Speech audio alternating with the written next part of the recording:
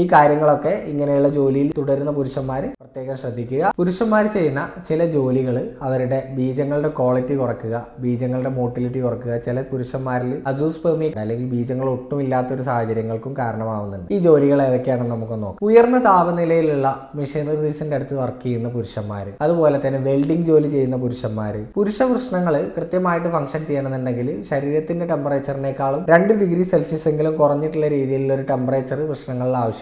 ഇങ്ങനെ ഉയർന്ന താപനിലയിൽ ജോലി ചെയ്യുന്ന പുരുഷന്മാരിൽ അവരുടെ വൃഷ്ണങ്ങൾക്ക് ഈ ഒരു ടെമ്പറേച്ചർ മെയിൻറ്റെയിൻ ചെയ്യാൻ പറ്റാതിരിക്കുകയും അത് മുഖേന അവരുടെ ബീജങ്ങളുടെ പ്രൊഡക്ഷനെ അത് ബാധിക്കുകയും ചെയ്യാം. ഇത് അവർക്ക് വന്ധ്യത ഉണ്ടാക്കാനുള്ള സാധ്യതയുണ്ട്. അതുപോലെ തന്നെ പെയിന്റിംഗ് ജോലി ചെയ്യുന്ന പുരുഷന്മാരിൽ ഈ പെയിന്റിൽ അടങ്ങിയിരിക്കുന്ന ഹെവി മെറ്റൽസ് ആയിട്ടുള്ള ലെഡ് പോലെയുള്ള മെറ്റൽസ് പുരുഷ ബീജങ്ങളുടെ മോട്ടിലിറ്റിയെയും ബീജങ്ങളുടെ ക്വാണ്ടിറ്റിയെയും ക്വാളിറ്റിയും ഒക്കെ ബാധിക്കുന്നുണ്ട്. ഇവ കൂടുതലായിട്ട് ബ്ലഡിലേക്ക് അലിഞ്ഞു ചേരുന്ന സാഹചര്യത്തിൽ അത് പുരുഷന്മാരിൽ ടെസ്റ്റോസ്റ്ററോണിന്റെ ഉൽപാദനത്തെയും പുരുഷ ബീജങ്ങളുടെ ഉൽപാദനത്തെയൊക്കെ നെഗറ്റീവായിട്ട് ബാധിക്കും. അതുപോലെ തന്നെ കൂടുതൽ സമയം ഇരുന്ന് ജോലി ചെയ്യുന്ന പുരുഷന്മാർ, പാംപിരിഫോം പ്ലക്സസ് എന്ന് പറയുന്ന ഒരു കൂട്ടം സിരകളിലൂടെയാണ് വൃഷ്ണങ്ങളുടെ രക്തചംക്രമണം നടക്കുന്നത്. ഈ രക്തചംക്രമണം കൃത്യമായിട്ട് നടന്നാൽ തന്നെ അവരുടെ വൃഷ്ണങ്ങൾക്ക് കൃത്യമായിട്ട് ഫംഗ്ഷൻ ചെയ്യാൻ സാധിക്കുകയുള്ളൂ. ഒരുപാട് സമയം ഇരിക്കുന്ന സാഹചര്യങ്ങളിൽ അവരുടെ രക്തയോട്ടം കൃത്യമായിട്ട് നടക്കാതിരിക്കുകയും അവരുടെ വൃഷ്ണങ്ങൾ കൃത്യമായിട്ട് ഫംഗ്ഷൻ ചെയ്യാതിരിക്കാനൊക്കെ കാരണമാകും. അതുകൊണ്ട് ഇങ്ങനെയുള്ള ജോലി ചെയ്യുന്ന പുരുഷന്മാർ ശ്രദ്ധിക്കേണ്ട കാര്യം, ഇടയ്ക്കിടയ്ക്ക് അവരുടെ ശരീരത്തിന് തണുപ്പിക്കുന്ന രീതിയിലുള്ള കാര്യങ്ങൾ ചെയ്യുക, ശരീരം തണുക്കുന്ന രീതിയിലുള്ള ഭക്ഷണങ്ങൾ ശീലമാക്കുക,